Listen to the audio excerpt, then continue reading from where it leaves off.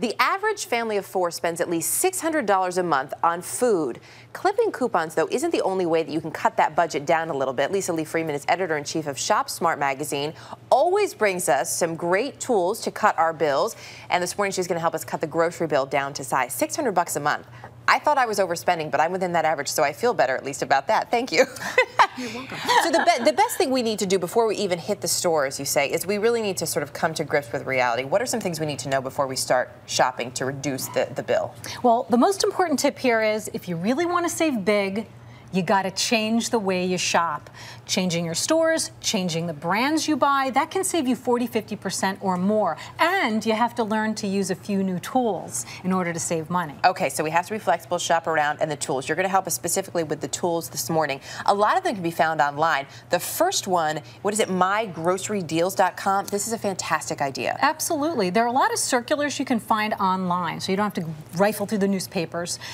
You can also find lots of coupons online, but this site makes it super easy because you just go to mygrocerydeals.com, you plug in your supermarket and where you live, and you can literally go through the circular and click on what you want to buy, and then you add what else you want to buy, and you can get some coupons at the site too. You print out the list and you're good to go, and you got everything right there. It's fantastic. Great. It's so much easier. Yeah. So that's a great website. Also, doing some shopping online can really save you big, especially if you want a large quantity. Yeah, if you've got a big family, you tend to buy certain things a lot, like diapers or dog food.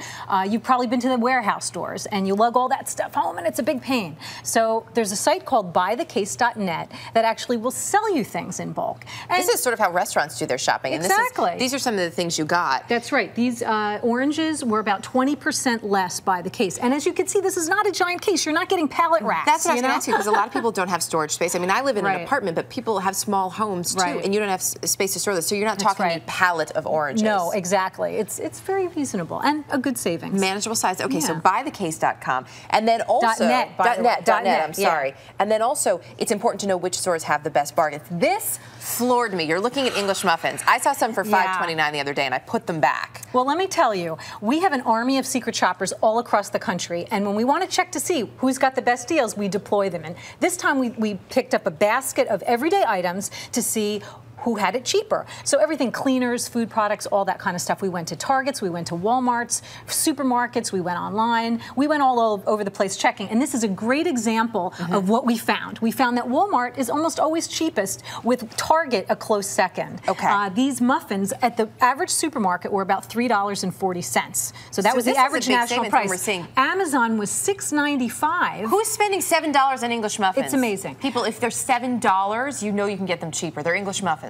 But Target had them for $2.24, and Walmart had them for $2. So really, if you change the way you shop, you can save. You also say it's important to know that it's not just if you see one item that's inexpensive, not everything else in the store is inexpensive. Yeah, a lot of people think, oh, this is on sale. All these things are on sale in the circular. That doesn't mean that everything else is a good deal in the store. So you might have to shop at different stores to get the best deals. You also have to look around the store, because where things are placed in the aisle that they're in, cheese is a great example. That's right. 2 different prices in the same store. That's right, absolutely. Cheese is a great example, because everybody has a supermarket where they have a fancy cheese section, and you think, oh, these look really nice. But you might not realize that they might cost 50% more to get that feta cheese or that cheddar or any of the other cheeses you're buying in that fancy case versus in the regular dairy case. Wow. And what many people might not know is that Swiss and cheddar and certain other cheeses have to be processed the same way by law. So it's essentially the same cheese. They're processed Go to the the same dairy way. case. Yep. This is always, I've always thought this must be the case. When you buy cut up veggies, you're spending, what, 100% more sometimes? 168% more at our local market for carrots and broccoli. So if we have the 5-minute rule, if it takes less than 5 minutes to chop it up, then do it. Forget the convenience. 2 really important apps I want to make sure we get to. There's one, it's CardSmart. CardStar, it's called, and it's an app.